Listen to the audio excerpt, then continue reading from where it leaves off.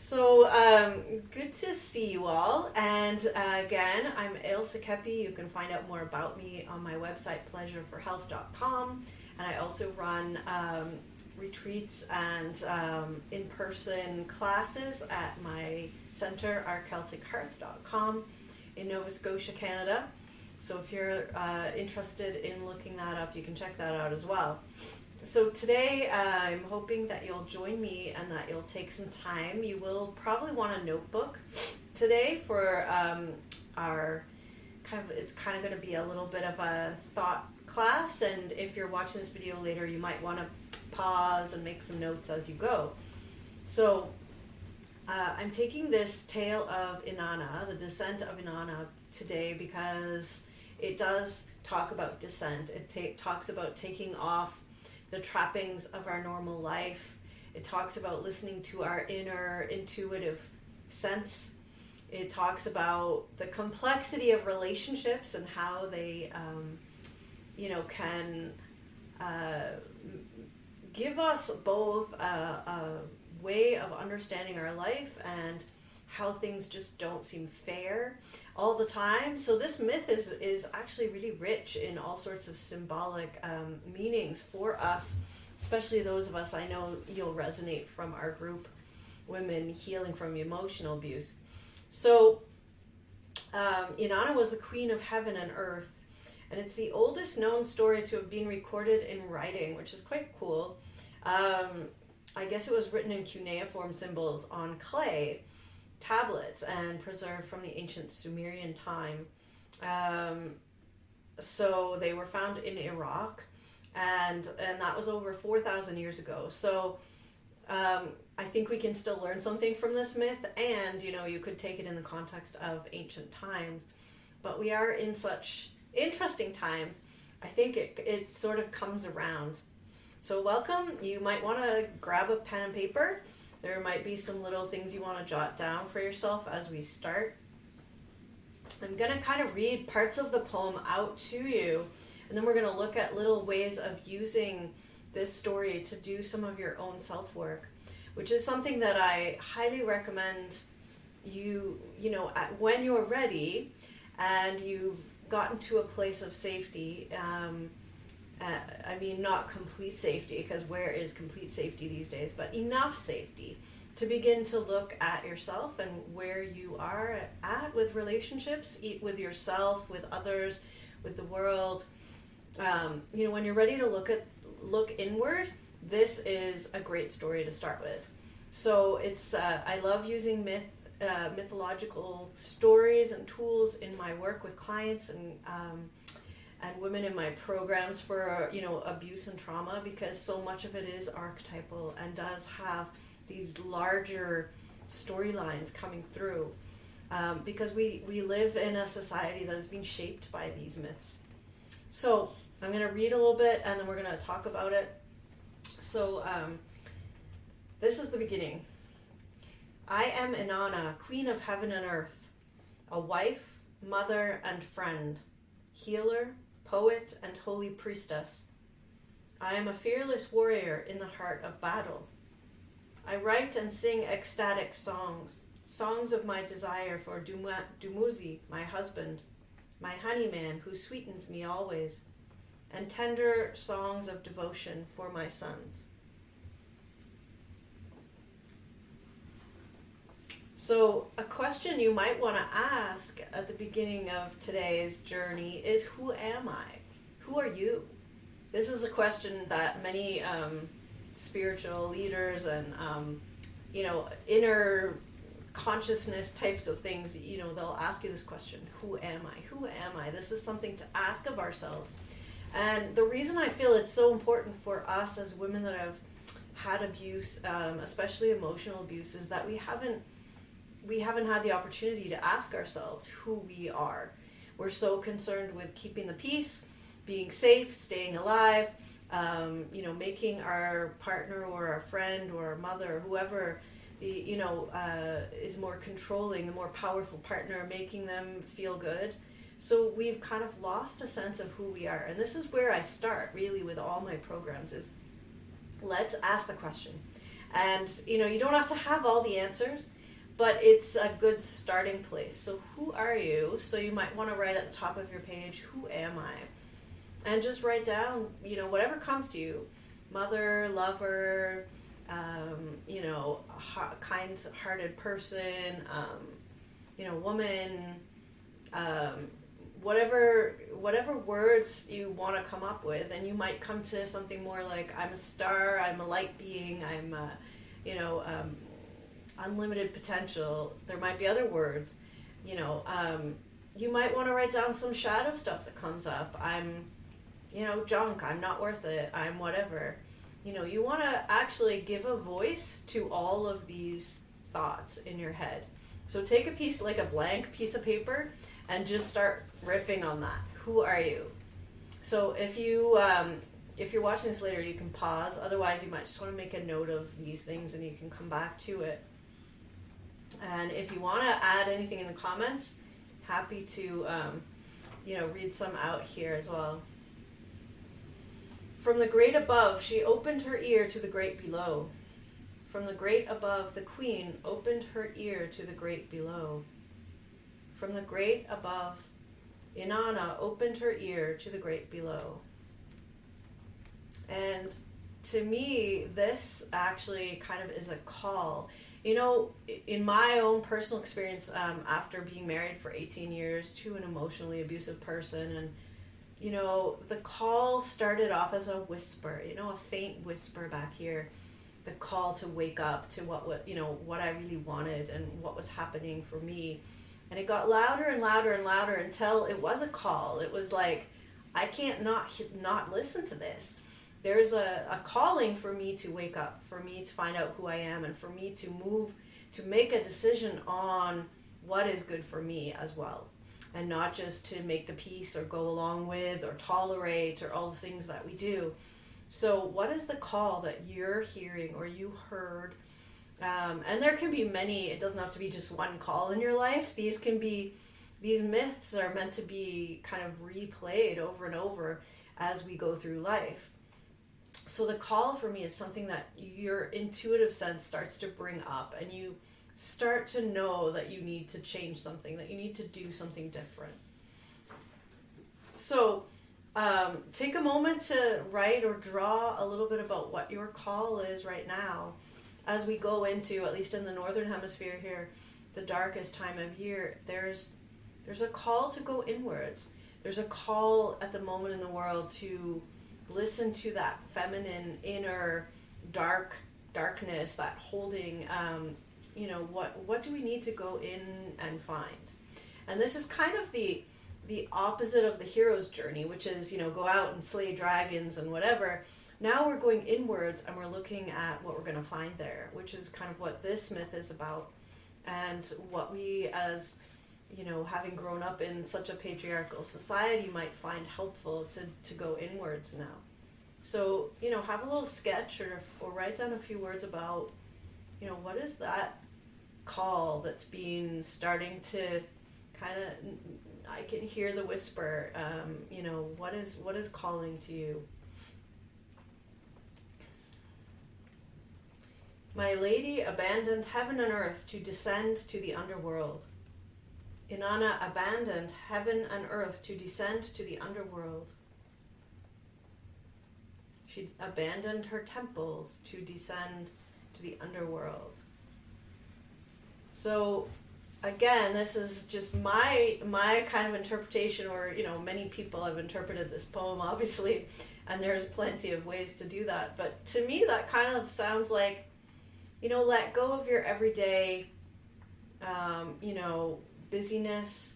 Perhaps it's your house, perhaps your job, perhaps it's your comfort, your Netflix shows, perhaps, what are those comfort things that are keeping you busy and you're not listening to that call that we talked about? Because, I know for myself, it's easy to just kind of roll over and not listen to my intuitive sense because, there's parent-teacher night, it's Halloween, I'm going to make stuff for my kids, and then I'm going to do this, and I'm going to do that, and we don't listen to our inner voice because we keep ourselves busy and we don't want to listen. So, we're going to be kind of looking at that as well. So what do you feel is calling to you, and what are your temples? What are your things that you use to numb out, to just get through the day? What are your things? And, that you might have to give up to go inwards.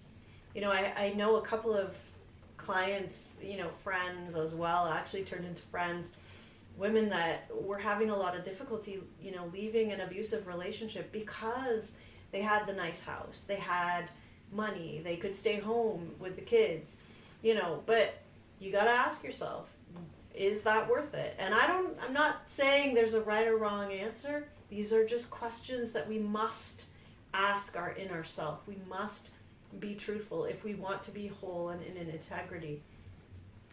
So the inner temples are sometimes thought to be like thought patterns that we have, our points of view, past stories. Are we staying just because, for me, there was a lot about I would fail if I left my marriage. It was a failure and I couldn't fail. It wasn't okay to be a failure. Things like that keep us in the here and now and keep us from going inward. So, when we accept this call of the underworld, things are going to happen. The shit's going to hit the fan, things are going to happen. So, sometimes we don't want to do that quite yet. Sometimes you need time. And again, nobody knows the right timing for this journey but you. So, when you get to that, and we'll see in the story that a lot of times, being able to ask for help and have a guide and, aids and sidekicks are really helpful. The same as in a hero's journey, right? So this is like the same type of thing. Inanna was a queen. With the royal me in her possession, she prepared herself. She placed the shukura, crown of the steppe, on her head. She arranged her dark locks of hair across her forehead. She tied the small lapis beads around her neck, let the double strand of beads fall to her breast, and wrapped the royal robe around her body. She daubed her eyes with ointment, slipped the gold ring over her wrist, and took the lapis measuring rod and line in her hand. So she took all of her roles and attributes and put them on in order to go to the underworld. And sometimes we do this. We're like, garnering our, what we know to take with us. And, what allows you to maintain your role or your self-identity in life. You might have a list of things that helps you do that. We might not have a crown. I don't wear a crown all day, but I do have things that help me, get through the day. And, what are those things and what do they do for me? Beloved Inanna, Ereshkigal sent you a message. You can send her one. I'm afraid she is a queen of a realm that will exact from you everything you have if you go, Inanna. Please, it is dangerous to go to Ereshkigal's underworld. Inanna, the guards will take your fine garments. They will exact a price from you. They may take your life. And I think this speaks to that willingness when we enter into ourselves, when we really look for self-awareness. We have to go ready to sacrifice or be open to what we find.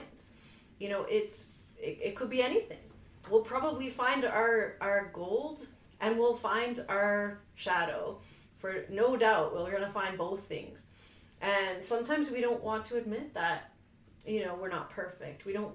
That's one of those things that keeps us, in our temples above ground. We don't want to look at the stuff that isn't there and accept it. And this isn't about, getting rid of parts of ourselves that aren't so great. It's about learning how to integrate it. So these are, some of the questions we want to ask. And when you're ready to do your work, it's the most courageous step that we could ever do. And I always celebrate, a woman that steps into programs with me or something, because I'm like, that little step, what looks like a little step, is the biggest thing that you can do for yourself, is invest in yourself, support yourself, and put yourself in that situation saying, I'm going to look and see and open my eyes and see what's really here. So, going to the underworld, she's going to go, and she's actually got a servant that says, I'm worried about you. I don't want you to go, and it kind of, it's similar to friends that we have here. Oh, you don't want to do that. Like, let's just go for a girls' night. You'll feel better, right? Here's a bath bomb. Like, that'll make you feel better. And, for 10 minutes, it does. And if, you've got too many friends that keep you rooted in the here and now, you're not going to do this work. But a real friend, Inanna says, no, here's what I need. Here's the help I need. If I don't return in 3 days, come and find me. And so, or send someone to come and get me. So this is a real friend, one that will stand by you while you do your work, while you go into the underworld and you find out who you are and what you're really standing for. And that's a real friend. And they're precious. They're precious and few and far between. Ninshabar, that's her servant. I am going to go, but I can see how worried you are. And so I concede this one thing. If I do not return in 3 days, send someone after me.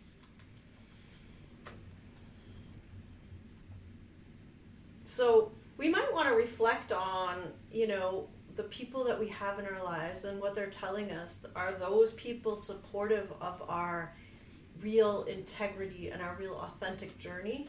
Or are they trying to keep us from doing that? Because many times our friends and family and, support network doesn't want us to do our work because that would make it obvious that they need to do their work, right? So it's going to bring up skeletons in the closet. And this might be why, a lot of people say, I wish my mom could support me. I wish my sister could support this. And they can't, right? They're not always able to. And so we need to find those people in our lives that are really able to support this. And if we don't have them, then, for goodness sake, get a coach, come work with me, that can help you, that can be there, because we need that. We need that, loving witness presence, right? So if you don't have that in anyone in your life, and many of us, in abusive relationships don't have this type of support, we've been alienated, isolated. So you need to find in both inside yourself and outside, some support and someone that can come find you, right? If you're doing this work, that can help you. So she goes and she's at the gates of the underworld. And Nettie, the chief gatekeeper, asked, who are you? Why has your heart led you on the road from which no traveler returns? Nettie heeded the words of his queen. He bolted the 7 gates of the underworld, and he opened the outer gate. And he said to the maid, come, Inanna, enter. And Inanna is going to the underworld to visit her sister. And it's a bit complex, and this is, if you look into the story later, Inanna actually kind of unwittingly caused the death of, 300 men or something. And one of them was her sister's husband. Queen of the underworld. So she's going to visit her sister to go for the funeral of the man that she had killed. So this is like the convoluted relationships that we see nowadays too. And, so in some ways you can be like, oh, this is getting complex, right? And her sister's not that happy to see her, So she said, like, test Inanna as she's entering the underworld. Like, don't just let her in. So the gatekeeper is, putting up, closing the gates and only opening them one at a time as Inanna proves ready to go through them. And as she takes off all of her trappings of her life. So, a lot of heroic journeys involve this kind of labyrinthine kind of thing where you have to go and traverse this kind of labyrinth or going through the 7 gates. The dance of the 7 veils, similar thing. You're removing the veils that you've put over yourself. So you might experience grief, depression, illness, betrayal, guilt, isolation, all of those things. And I know that I'm speaking to the choir here about all of that. So these are the tests that we go through, and can we move through that? And one kind of fun little exercise, if you're following along with the things that you could kind of do if you've got some time this afternoon, you could draw a labyrinth and kind of, draw it out and kind of move through it in a way that is, meditative and compassionate. And just imagine yourself actually moving through. Because grief and betrayal and all these things are natural parts of life. Some of us experience them more in larger ways than others, right? But they're natural. It's not outside of life experience to have these things. And what's important is that we keep moving, that we don't get stuck, right? So this story actually speaks to that, because Inanna's going to get stuck, or kind of an ego death in the underworld. But anyway, she's at the first gate. So when she entered the first gate, from her head, the crown was removed. And she said, what is this? Why are you taking my crown? And she was told, quiet, Inanna. The ways of the underworld are perfect and may not be questioned. And I think we can all relate to that as well, as we think about, moving through trials. Sometimes, questioning it just isn't the thing, right? You just got to move through it. Just got to go for it. And at the second gate, from her neck, the small lapis beads were removed. And Inanna said, again, what is this? Like, why am I having to take this off? And she was told, quiet, Inanna, the ways of the underworld are perfect and may not be questioned. So again, she's being told, accept this, remove these veils that you've created around yourself. And these thresholds that you move across. Perhaps you had to go through losing your job, losing a child, losing, the betrayal, losing your stuff, financially, all these things. What do we have to take off of ourselves, our belief systems? Maybe we have to let go of our fantasy that, our family, was able to be there for us in any kind of practical way. And so we remove these things one at a time as we descend. And at the third gate, from her breast, the double strand of beads were removed. Again, she questioned it, and again they were saying, be quiet. These things cannot be questioned. So you might even want to, consider thresholds that you've had to move across, right? Maybe you had to move to a different place to get away from your abusive person. Perhaps you had to negotiate in court, custody for your children. Perhaps you had to do these were tests that you go through. At the fourth gate, from her chest, her breastplate that said, come, man, come, was removed. And again she questioned, what is this? Why are you doing this? And she was told to be quiet. The ways of the underworld are not to be questioned. So taking the time to do something for yourself, taking the time to remove, belief system, taking the time to question, what is your real relationship like? What was your real relationship with other people in the past like? Your parents, your siblings? Really reflective on some of these inner parts of ourselves. At the fifth gate, from her arm, the gold ring was removed. Again, she questioned, and again she was told the ways of the underworld are perfect and may not be questioned. And, groping in the darkness sometimes is the way we do things. There's a saying by Einstein, how do I work? Well, I grope around in the dark. And sometimes that's what it feels like when we get to this place of, falling away from our normal life, but not quite sure what we're moving to next. So, finding trust for yourself in the dark. And this could be something really, fun if you have a good friend. And by good friend, I mean someone that would support you in this journey. You could put a blindfold on each other and lead each other around the room and just, build some trust in your instincts, your instinctual self, your ability to keep your balance and know where you are in the dark. And it can be quite a profound experience if you're with someone you trust and love. So if you have someone in your life that's able to do that with you, that can be fun. At the sixth gate, from her body, her royal robe was removed. So she stands naked, and the clothes that we wear in life sometimes reflect, right, our status. the way we want to present ourselves to the world. Sometimes they're, covering up really our inner self. So removing our clothes, standing naked before the underworld, the gates of the underworld. And when she entered the seventh gate, from her hand the lapis measuring rod and line was removed. Inanna asked, "What is this?" And she was told, "The ways of the underworld cannot be questioned." So, naked and bowed low, Inanna started toward the throne, and the judges of the underworld passed judgment on her. So she was, took all her trappings off and came to the throne of her sister, the queen of the underworld. And, this is where we have to let go of how we want things to be. When we are bowed low, we have, we get to that lowest place. So in the midst of your journey, in spite of all your effort, how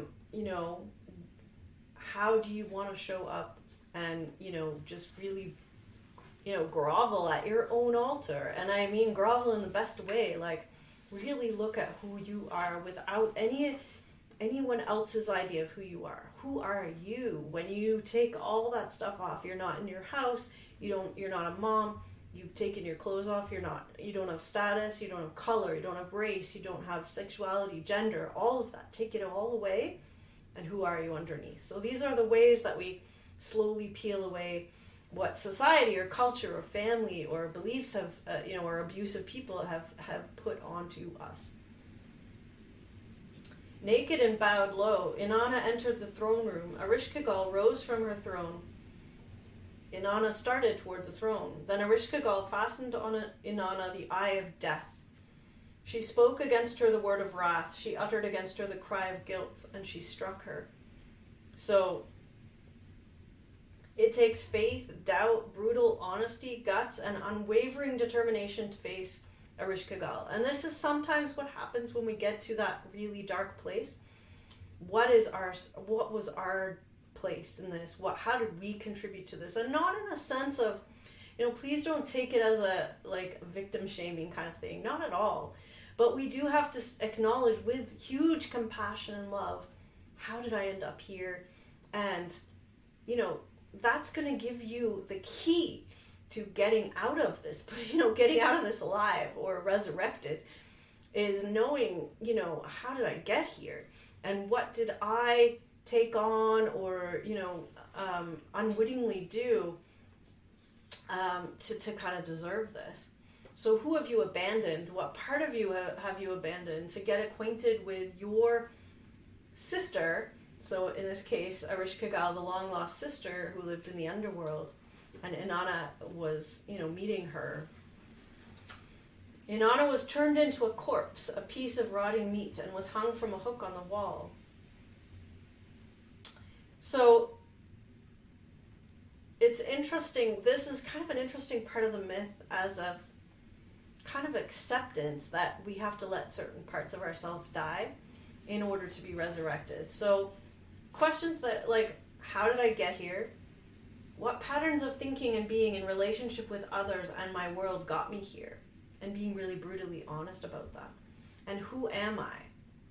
Those are key to start looking at as we start building ourselves back up. And she does, don't worry, get out of the underworld. She doesn't remain dead. So this is important as well as a myth. So Father Enki said, "What has happened? What has my daughter done? I am troubled, I am grieved." So this is Inanna's father. And often I work with women in my programs about reparenting themselves. So, how does your father, part of yourself, come in and offer protection, offer support, those types of qualities that we expect from a father? So how are we going to call on our allies at this point too? Because now we are hung on a meat hook and, perhaps dead.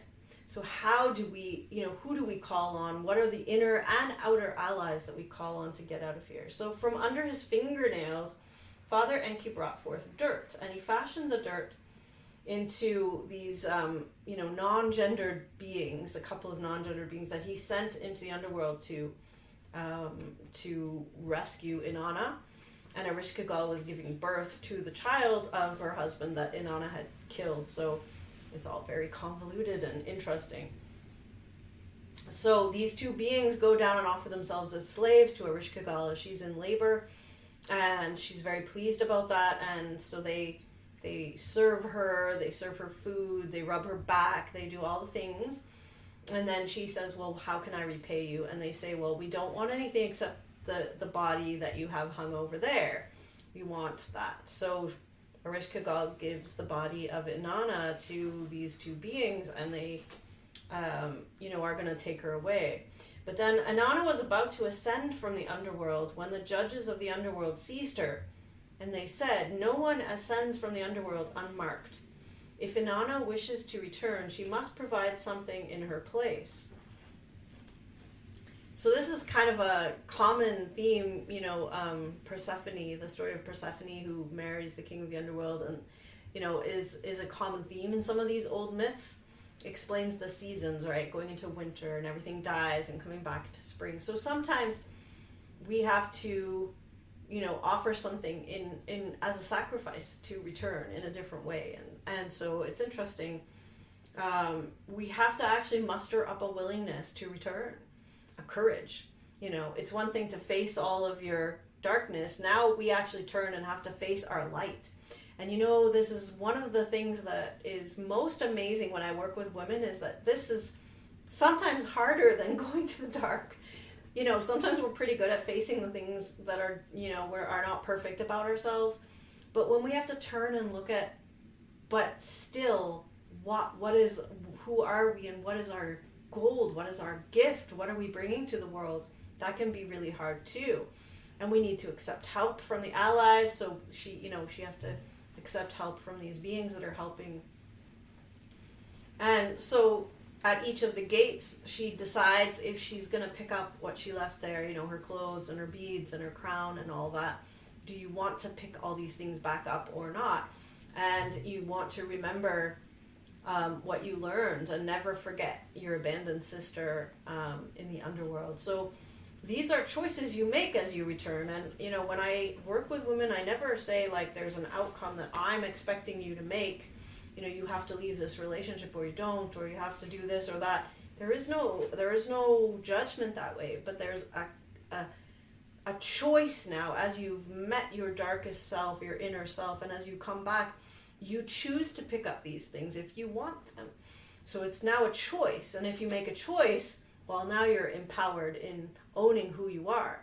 And if who you are is someone who is, wants to stay in an abusive relationship, but you're staying consciously because that's your mission, then, that really is your choice. And if you're choosing to leave, or you're choosing to figure out some way to work with your kids so that you can co-parent, or whatever the challenge is, that is something that only you can decide what you're going to pick up as you move back. And, when you pick something up consciously, you let go of the frustration and the anger and the guilt about it. You don't have to pick up, I still, the odd time, if my kids need me to contact their dad, I will. And I have no charge around that now, because I've chosen to let that go. And now if I need to reach out and say, hey, one of my kids needs this and this, or they wanted to tell you this and they weren't sure how to say it, whatever that is, then I can do that with empowerment, and I don't feel caught in the same way that I used to when I, was with him. So there's some real power in returning. And, at the end of the story, she comes back and she's found that, all of her servants were mourning her and, all of that. And so that was great. And when she saw her husband, the one at the beginning, her honeyman, he was all dressed in his finery on her throne, enjoying her not being there. So she actually sent him to the underworld, and I think her sister, somebody else stepped in and did half and half with him. So he went for half the year, and this other woman went for half the year, in place of Inanna, who actually got out of the underworld, which is a feat, that we have to be really proud of when we get that. And so, it's always interesting when we do these transformational journeys. Who is actually there at the end can be very different than who we thought. Sometimes our best friends, kind of don't want to talk to us anymore because we've changed. And, I had a young client recently. She's in her 20s and she lost her mother to cancer, sadly. And, she's got a boyfriend that, was quite nice. I mean, he wasn't abusive or anything. He's very nice. But he doesn't understand that she's been through a descent. She's been through this journey to the underworld in nursing her mother, through palliative care into death. And, she was like, I don't know if I can be with him now, because he doesn't get it. He doesn't know, he doesn't know me. He doesn't know my experience. He can't relate. And so it'll be interesting, I don't know what the outcome of that is, but it's interesting to find out, we tend to start noticing who are those people that can resonate with that deep journey that we've taken. And our friends and our allies and people that we're with tend to be those people that have been courageous enough to face their journeys. So I thought this was a relevant story for today, being October 31st and Halloween, or in our case, Celtic New Year's Eve. And I hope you enjoyed kind of going through the story with me. There's plenty of versions online if you want to actually look it up. There's plenty of interpretations as well. I think there's so much in there. You could definitely spend many years probably looking at stories like these. But hope you enjoyed that and it gave you some pause for thought. What is your journey? And if you are interested in reaching out, I do offer breakthrough calls. They're free. I spend an hour with you going through, what your journey is, or what your proposed journey, or what your fear about your journey is. We'll talk about it. We'll get really clear about it. And we'll, if it's not the right time, it's not the right time. I've actually turned away women who are still caught up in the court and caught up in the whole drama of trying to figure out how to leave.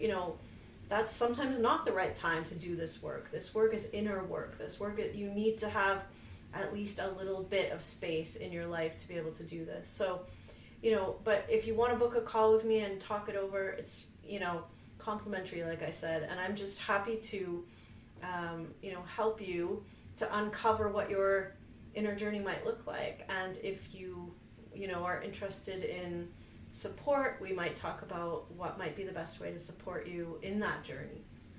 So you can reach me at www.ailsakeppie, AILSAKEPPIE.com/apply, APPLY. That'll take you directly to my calendar. You can book a call, and happy to talk with you. No strings attached. If after an hour you've gotten great clarity and you're like, this has been awesome, and you just want to be in my Facebook group, which is a great place to just hang out, or you just want to follow along my blogs, or you just want to, hang out in the background somewhere, you know where I am. And, I've had women come back a year or two later and, do some work with me when they feel ready. So that's always a possibility. There's no coercion. I'm not in it to, take time or money or make, it's a complete for you to have your journey. And of course there's an investment in working with me, partly because I need to make a living and be able to support you and have time, but partly because it's an investment that you make in yourself that kind of allows you to commit, because this is not easy. This is not easy work. I know myself, when I had skin in the game, I could actually dig in deeper than just kind of doing a free course online or something like that. So it's something to consider, and it's not for everyone. And if you want to book a call with me, you know where to do that. I'll put it in the comments. And it's been lovely to spend some time with you today. And I hope you enjoyed the poem Inanna's Descent.